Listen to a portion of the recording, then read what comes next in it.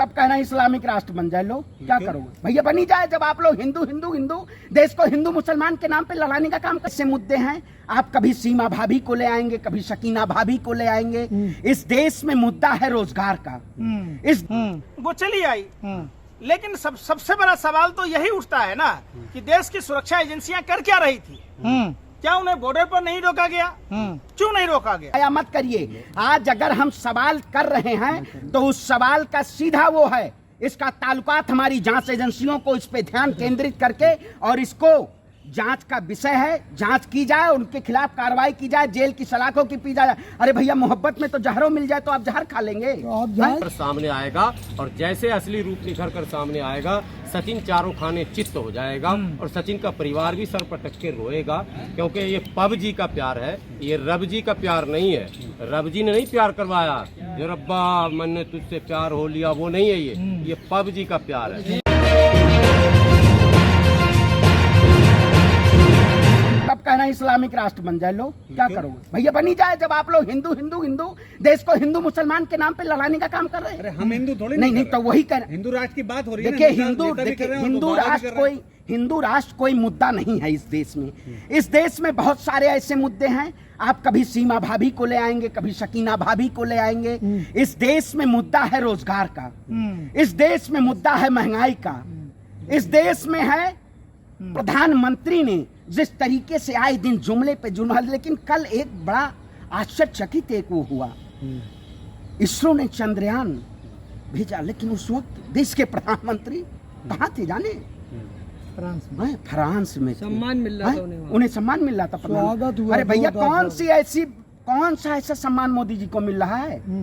कौन सा ऐसा सम्मान मिल रहा है मोदी जी को? कह रहे हैं कि एक महिला इटली से आई थी, जब इतने पूछताछ करते तो आज देश की हालत ना होती। अच्छा भैया, वो शादी करके वहाँ से उन्होंने शादी की थी। ये नेपाल सुनिए, देखिए वही कहते हैं आप मुद्दों से भटकाया मत करिए। आज अगर हम सवाल कर रहे हैं तो उस सवाल का सीधा वो है, इसका ताल्लुकात हमारी जांच एजेंसियों को इस पे ध्यान केंद्रित करके और इसको जांच का विषय है, जांच की जाए, उनके खिलाफ कार्रवाई की जाए, जेल की सलाखों की पी जाए। अरे भैया मोहब्बत में तो जहरों मिल जाए तो आप जहर खा लेंगे। तो आप जाएंगे भाभी जी से मिलने? अरे कौन भाभी जी भैया? आपकी भाभी? इस देश में कोई ऐसा कोई मैरिज एक्ट आया है? ऐसा कोई मैरिज एक्ट आया है बिना शादी के? आप मीडिया में कहते रहिए शादी हो गई है, इसका मतलब मोदियों जी की शादी हुई थी।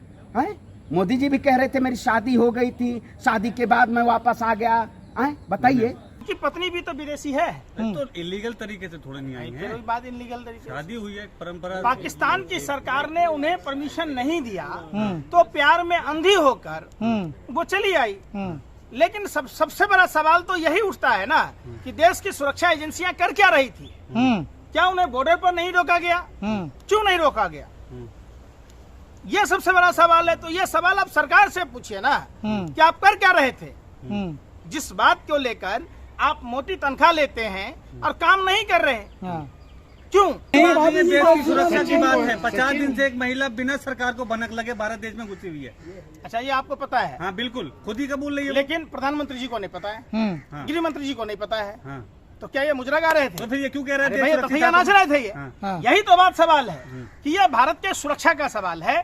चूंकि पाकिस्तान के साथ हमारे जो संबंध है वो कटुतापूर्ण है, तो निश्चित तौर पर जांच एजेंसियां पर सवाल उठता है, सरकार पर सवाल उठता है। इसलिए गृह मंत्री को इस्तीफा देना। लेकिन सवाल ये उठता है पंकज जी, सचिन की जगह अगर कोई मुसलमान लेके आता तो अब तक क्या हो गया होता? उसके घर पर बुलडोजर चल गए होते, PFI कनेक्शन ढूंढा जाता। सवाल हिंदू और मुसलमान का नहीं है, सवाल है कि दुश्मन देश का नागरिक हमारे देश में प्रवेश जासूस की निगाह से देखा जाना चाहिए था। वहाँ तो इंटरनेशनल मीडिया लव स्टोरी दिखाया जा रहा है, चाहे वो पाकिस्तानी मीडिया या हिंदुस्तानी मीडिया। तो आप लोग हमारे इस वीडियो को सेव रखें। ये जो गोदी मीडिया कहिए, आप इंटरनेशनल मीडिया मत कहिए।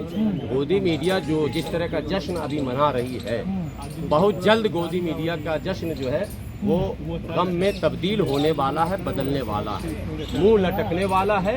सीमा का चेहरा बदला जाएगा, सीमा का किरदार और कैरेक्टर चेंज होगा। सीमा का जो असली रूप है वो निखर कर, जब देसी साबुन लगेगा तो निखर कर सामने आएगा। और जैसे असली रूप निखर कर सामने आएगा, सचिन चारों खाने चित्त हो जाएगा और सचिन का परिवार भी सर पटक के रोएगा, क्योंकि ये पबजी का प्यार है, ये रबजी का प्यार नहीं है।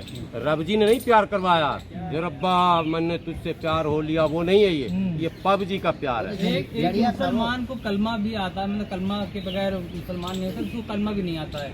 नहीं, ये कोई बड़ा इशू नहीं। देखिए, सच ये है कि बहुत सारी आज भी सलमा हमारे यहाँ जिसको कलमा नहीं याद है, ये जो हकीकत है। हमारे यहाँ बहुत सारी बच्चियाँ अभी है, ये बदनसीबी है। पाकिस्तान में भी यही होगा, साला पढ़ने लिखने तो कोई काम ही नहीं हो रहा, यही तो बोल रहे हैं। पबजी को इतना प्रचार, कोई एजुकेशन पॉलिसी नहीं है। जो हाल भारत का है लगभग वही हाल, उसका असर तो वही है। देश तो एक ही था ना, वो तो बांट दिया राजनेताओं ने, लेकिन नेचर एक ही है। वहाँ भी पढ़ाई लिखाई पे नहीं, बस भारत ते कश्मीर, ते भारत ते कश्मीर। अबे घर में आटा नहीं तेरे और तू कश्मीर और भारत की बात कर रहा।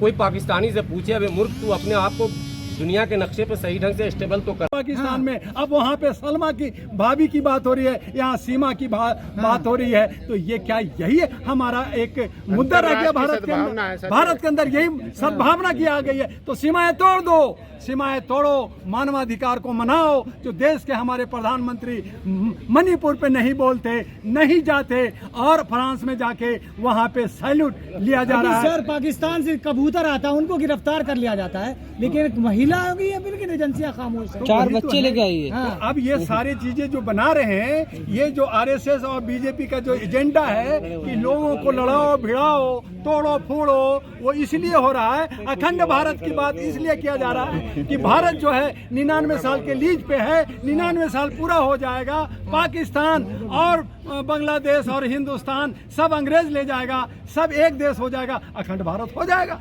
लेकिन और अखंड भारत होगा तो अखंड भारत का राज। हम अपनी बात करें, हम तो हमेशा सबको संरक्षण दिया, हम सबको प्यार किया है। और हमारे जो अगर हम सरकार की बात करें तो वो कह रहे हैं कि जितने भी हिंदुस्तान पाकिस्तान में हिंदू हो सब आ जाओ, सबका संरक्षण देंगे, ये हमारे होम मिनिस्टर ने कहा। लेकिन सवाल ये है कि कोई घुस जाता है भारत में, भारत की आसानी से 50 दिन भारत में रहती है। हाँ, अगर कोई तो आतंकवादी इसी तरह घुस गया तो क्या होगा? ये किसकी गलती है? हाँ। ये हमारी इंटेलिजेंस ब्यूरो की गलती है। अच्छा। हमारी जो सिक्योरिटी पे छेद है, और तब ये प्रधानमंत्री राष्ट्रपति कहते हैं हाय ऐसा हो गया, ऐसा बम हो गया। तो आपकी सिक्योरिटी क्या कर रही है? आप कहते हो कि केरला में जो है लड़कियां चली जाती है, विदेश में आतंकवादी बन जाती है, तो आपकी सिक्योरिटी क्या कर रहा है? आप जो है यहाँ जंतर मंतर पे कोई आदमी बोलता है, आप उसको अरेस्ट कर लेते हो। आपको यहाँ हर एक आवाज का आपको ज्ञान होता है, लेकिन आप आवाज नहीं उठाते हो। आप हमारे सलमा और सीमा को प्यार की नजरों से देख करके उनको छूट दे रहे हो। ये भारत की कमी है। हमारे सैनिकों, हमारे इंटेलिजेंस ब्यूरो पे ये जो है एक तरह से धब्बा है और बदला